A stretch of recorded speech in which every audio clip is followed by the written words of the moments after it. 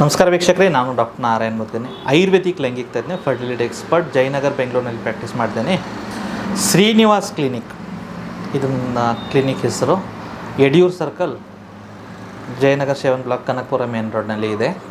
So ಇವತ್ತು ಒಂದು special bonanza offer. ಇವತ್ತು ಏನಂದರೆ, ಈ ಟಾಪಿಕ್ ಬಗ್ಗೆ ತುಂಬ ಕಡಿಮೆ ವಿಡಿಯೋ ಇದೆ.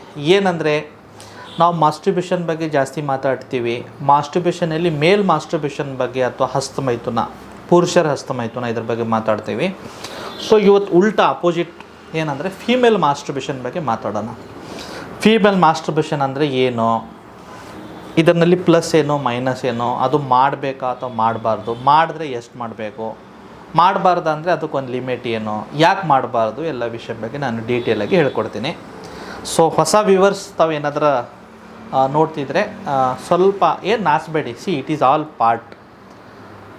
ನೀವು ಹುಟ್ಟಿದೆ ಈ ಕ್ರಿಯೆಯಿಂದ, ಓಕೆನಾ. ಇದ್ರ ಬಗ್ಗೆ ಜಾಸ್ತಿ ಅಯ್ಯೋ ಎಂತ ಮಾತಾಡ್ತಾ ಇದ್ದೀನಿ ಅಪ್ಪ ಅಂತ ಮಾತಾಡೋಕ್ಕೆ ಹೋಗಬೇಡಿ. ಯಾಕಂದರೆ ಇದು ನೈಸರ್ಗಿಕ ಕ್ರಿಯೆ. ನಮ್ಮ ಕಂಟ್ರಿನಲ್ಲಿ ಏನಿದೆ, ಸೆಕ್ಸುವಲ್ ಎಜುಕೇಷನ್ ಇನ್ನೂ ಒಂದು ದೊಡ್ಡ ಟ್ಯಾಬು ಇದೆ. ಫಾರಿನ್ ಕಂಟ್ರಿನಲ್ಲಿ, ಯುರೋಪಿಯನ್ ಕಂಟ್ರಿನಲ್ಲಿ ಏನಿದೆ ಅಂದರೆ, ಸೆಕ್ಸುವಲ್ ಎಜುಕೇಷನ್ ಅಂತ ಒಂದು ಸೆಪರೇಟ್ 6ನೇ ತರಗತಿಯಿಂದ ಅವರಿಗೆ ಕ್ಲಾಸಸ್ ತೊಗೊಳ್ತಾರೆ. ಡೆವಲಪ್ಮೆಂಟ್ ಆಗ್ತಾ ಇದೆ. 14 ವರ್ಷ ಆದಮೇಲೆ ಒಂದು ಫೀಮೇಲ್ ಬಾಡಿನಲ್ಲಿ, ಒಂದು ಹುಡುಗಿರ ಬಾಡಿನಲ್ಲಿ ಏನೇನು ಬದಲಾವಣೆ ಇರುತ್ತೆ. ಸೆಕೆಂಡರಿ ಸೆಕ್ಸುವಲ್ ಕ್ಯಾರೆಕ್ಟರಿಸ್ಟಿಕ್ ನಾವೇನು ಹೇಳ್ತೀವಿ, ಅದು ಸ್ತನನಲ್ಲಿ ಆಗುವ ಚೇಂಜಸ್ ಇರ್ಬೋದು, ಬಾಡಿನಲ್ಲಿ ಆಗುವ ಚೇಂಜಸ್ ಇರ್ಬೋದು, ಇಮೋಷ್ನಲ್ ಲೆವೆಲ್ನಲ್ಲಿ ಆಗುವ ಚೇಂಜಸ್ ಇರ್ಬೋದು, ಅಥವಾ ಹಾರ್ಮೋನಲ್ ಲೆವೆಲ್ನಲ್ಲಿ ಆಗುವ ಚೇಂಜಸ್ ಇರ್ಬೋದು, ಸೈಕಲಾಜಿಕಲ್ ಲೆವೆಲ್ನಲ್ಲಿ ಆಗುವ ಚೇಂಜಸ್ ಇರ್ಬೋದು. ಸೊ ಅದು ಎಲ್ಲ ನಮಗೆ ಗೊತ್ತಿರಬೇಕು. ನಮಗೆ ಗೊತ್ತಿಲ್ಲ ಅಂತ ಅಯ್ಯೋ ಅಂತ ಇದ್ದೀವಿ. ಸೊ ಅವಾಗ ಅಂದಿದ್ದೀರಾ, ಬಟ್ ಇವಾಗ ಇದು ವಿಡಿಯೋ ಲಾಸ್ಟ್ವರೆಗೆ ನೋಡಿ. ಯಾಕಂದರೆ ಇಂಟ್ರೆಸ್ಟಿಂಗ್ ವಿಡಿಯೋ ಇದೆ. ಸ್ಪೆಷಲಿ ಮಹಿಳಾ ಫೀಮೇಲ್ಸ್ ಯಾರಿದ್ದೀರಾ, ಯಂಗ್ ಗರ್ಲ್ಸ್ ಯಾರಿದ್ದೀರಾ, ಸ್ಟೂಡೆಂಟ್ಸ್ ಇದ್ದೀರಾ, ವರ್ಕಿಂಗ್ಸ್ ಇದ್ದೀರಾ, ಇನ್ನೂ ಮದುವೆ ಆಗಿಲ್ಲ ಬಟ್ ತಾವು ಮಾಸ್ಟರ್ಬೇಟ್ ಮಾಡ್ತಿದ್ದೀರಾ, because that is A bodies basic biological need ಮಾಡ್ತಾಯಿದ್ರೆ ಇದು ವಿಡಿಯೋ ತಮ್ಕಾಗಿದೆ, ದಯವಿಟ್ಟು ನೋಡಿ. ಸೊ ಫಸ್ಟ್, ಫೀಮೇಲ್ ಮಾಸ್ಟರ್ಬೇಷನ್ ಅಂದರೆ ಏನು.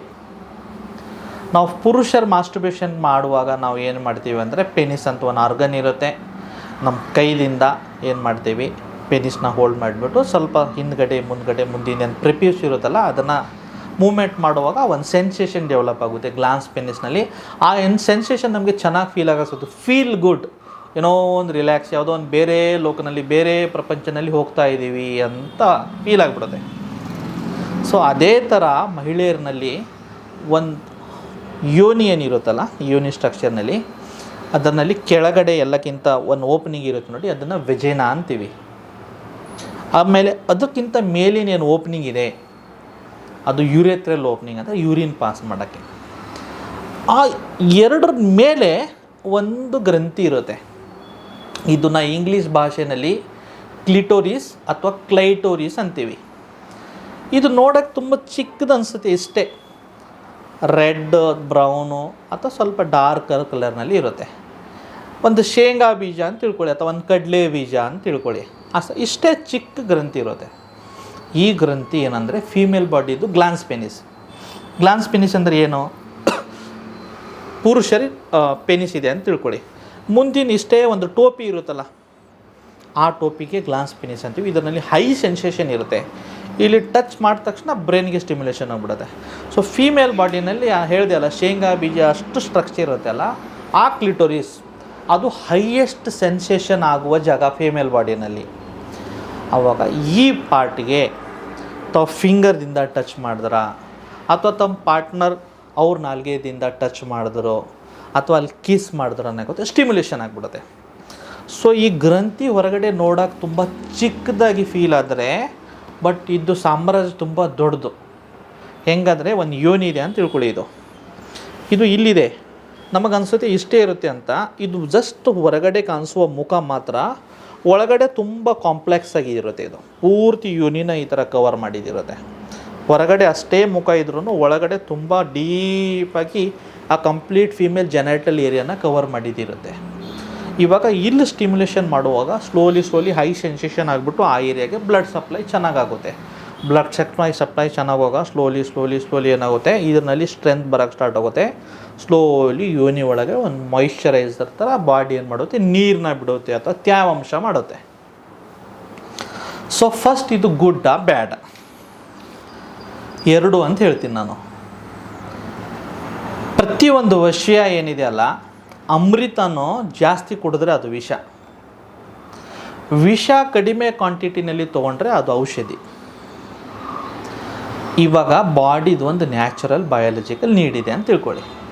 ಈಗ ತಮ್ಮ 30 ವರ್ಷ ಇದೆ, 32 ವರ್ಷ ಇದೆ, ಯಾವುದೋ ಕಾರಣಕ್ಕೆ ಏನೋ ಮೇ ಬಿ ಕಮಿಟ್ಮೆಂಟ್ ಇರ್ಬೋದು, ಅಥವಾ ಎಲ್ಲೋ ಸಂಬಂಧ ಏನೋ ಜೋಡಿಸಿಲ್ಲ, ಅಥವಾ ನಾನು ಜಾಬ್ ಮಾಡ್ತಾಯಿದ್ದೀನಿ, ಮನೆಯಿಂದ ಹೊರಗಡೆ ಇದ್ದೀನಿ, ಮದುವೆ ಆಗಿಲ್ಲ.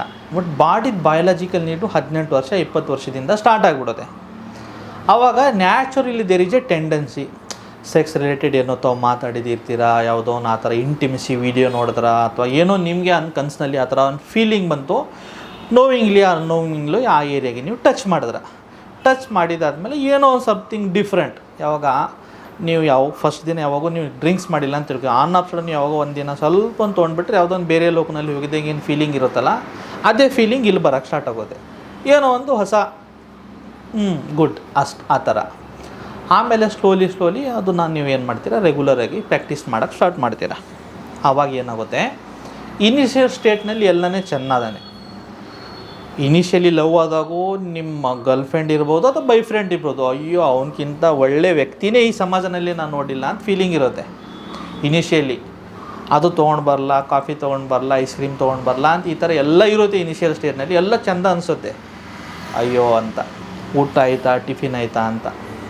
ಅದೇ ಬರ್ತಾ ಅವ್ರು ಫೋನ್ ಬಂದ್ರೆ ಇರಿಟೇಟ್, ಅಯ್ಯೋ ಇವನು ಮಾಡೋ ಕೆಲಸ ಎಲ್ಲ ಸುಮ್ಮನೆ ಫೋನ್ ಮಾಡ್ತಾನಂತ.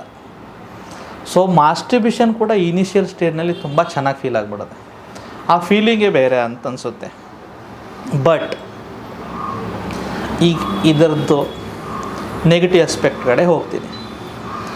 ಫಸ್ಟು, ಇದು ಒಂದು ಅಡಿಕ್ಟಿವ್. ಇನಿಷಿಯಲಿ ಚೆಂದ ಅನ್ಸ್ರೂ ಬರ್ತಾ ಇದು ಒಂದು ಅಡಿಕ್ಷನ್ ಥರ ಆಗಿಬಿಡುತ್ತೆ. ಅದರದಿಂದ ಏನಾಗುತ್ತೆ, ಲಾಂಗರ್ ಟೈಮ್ನಲ್ಲಿ ನಿಮ್ಮ ಸೆಕ್ಸುವಲ್ ಲೈಫ್ಗೆ, ಸೆಕ್ಸುವಲ್ ಡಿಸೈರ್ಗೆ ಒಳ್ಳೆಯದಲ್ಲ.